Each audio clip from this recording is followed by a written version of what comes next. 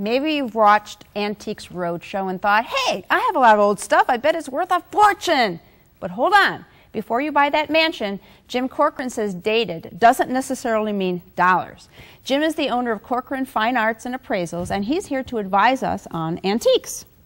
So welcome, welcome. Thank you. And we've all got stuff in the attic, and everybody thinks that it's worth something. Absolutely. So we need to talk about how we identify that and what an appraisal can do for you, what an appraiser can do for you.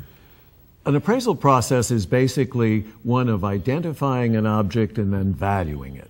Today we're talking about identifying objects, and we're also encouraging you to participate in the process to the extent you can to avoid a charge from a professional when you can do the work yourself. I've brought 4 things here today to discuss with you.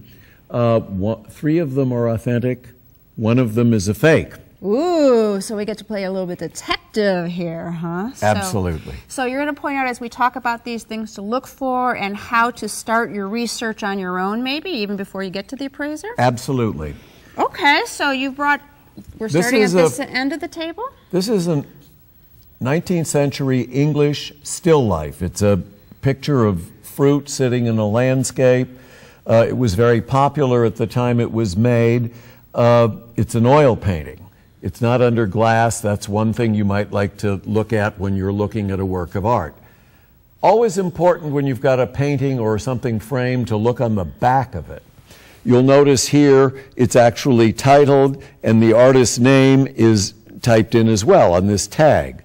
The tag came from an auction house, which means this painting has been sold in an auction sometime in its previous existence. In addition, you look for a signature on the work on the front, and in this case, the signature of Oliver Clare is right here in the left-hand corner. Now, something with this much data would permit you to go to either an eBay site or to Ask Art and look up Oliver Clare, and although it won't give you price information, it will tell you a lot about and give you other images of Oliver Clare's work. It's part of the research. Okay. So is that one real? This one is real. I've brought 2 things from Cleveland because I thought Cleveland artists frequently turn up in Cleveland attics and in houses. This is an enamel, copper with an enamel design painted on it and then fired. The artist who did this was Ed Winter. He did this about 1950 in Cleveland, and it's an important piece. If we look on the back of this one, and this is important, keep looking on the back, it has not only an inscription on it to George, president of the Lakewood Art League, but it also has Winter's personal signature in the enamel and a date. No question that this is what it looks like, and you could do a little research or you could take it to a certified appraiser and get a value for it. Okay, we don't have a whole lot of time left, Next so let's item. get to the one that might not be real. This is the fake. It is a Japanese print by a famous 20th century Japanese artist.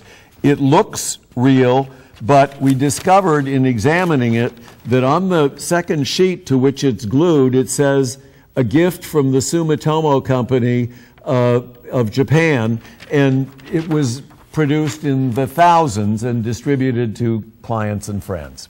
Wow. All right. Real quickly, one last piece here, and then we got to wrap it up. Last piece, a contemporary lithograph by a Cleveland artist named James Brand, recently produced, signed, and with a number indicating the size of the edition on it. All right. Also authentic. Also authentic. All right. This was informative, and tips on how to get your information straight and get to appraiser then if you think it's worth something, right? Yes. Come see us. Are your family finds worth some funds? Follow Jim's advice to figure it out, or give him a call. His number is next. Find out more by calling Corcoran Fine Arts and Appraisals at 216-767-0770 or click to www.CorcoranFineArts.com. Next, a go-to guide for after you're gone.